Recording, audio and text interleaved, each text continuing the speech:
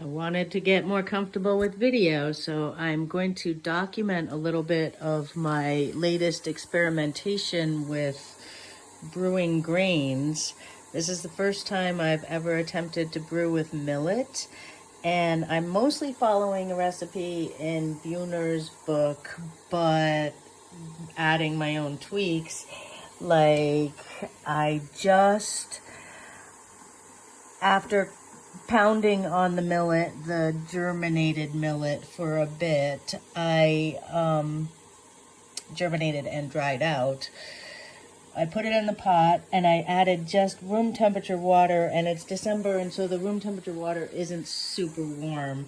I've got some boiling water here, and I'm not gonna put it in at super hot boiling temperature. I'm going to bring it to a boil, then let it cool, and then add the contents of the tea kettle to the pot. I know it'll be more than a half a gallon, but I think it'll be the right amount. So this is boiling, so I'm gonna turn that off and let it cool down a little bit. What's really interesting to me is as soon as I put in the room temperature water, I could see some little bubbling action happening right away. And it's got a very interesting kind of bready smell to it.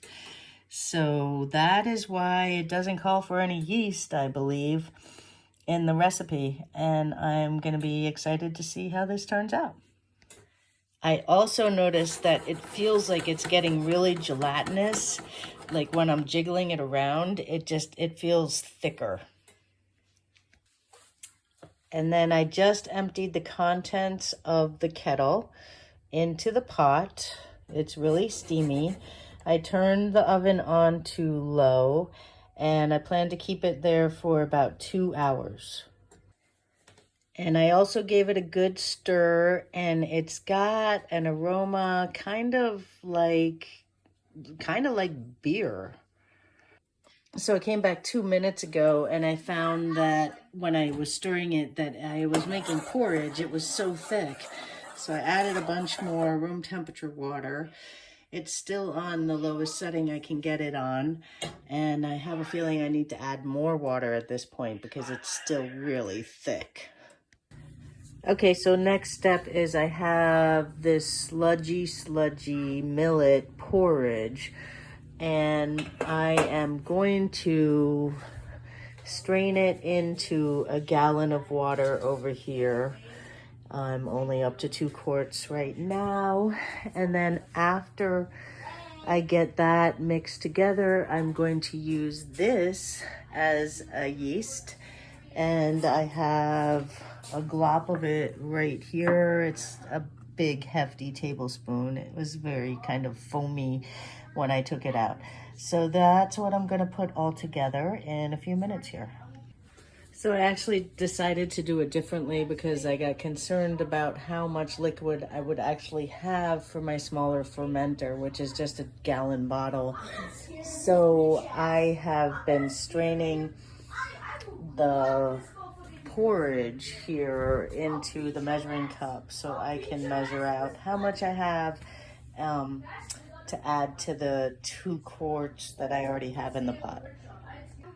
So I just added the 4 cups of the liquid that I had strained out of the porridge mass here, and I still have a bunch more to go, so I'm gonna add that to what's in the pot.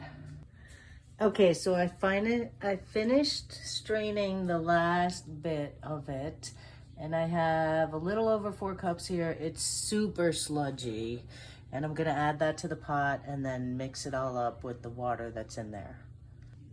So this is what it looks like with the 8 cups of the sludgy liquid from the millet with 8 cups of water plus a little bit extra, and I also added the sourdough starter. I have all of this extra leftover really wet millet that I'm thinking I might mix in with some starter and some flour and see if I can get some kind of rolls with it. So this is what it looks like in my 1-gallon jug with the fermentation lock on it. It's super milky and super thick, and I'm hoping that as it ferments and sits, it'll kind of separate a bit the liquid from the thick part, but we'll see what happens. And then this is all the leftover mushy stuff that I might try to make into some sort of baked product. And I didn't get it all in the 1-gallon pot. I still have this much left over, and I'm probably just going to get rid of that.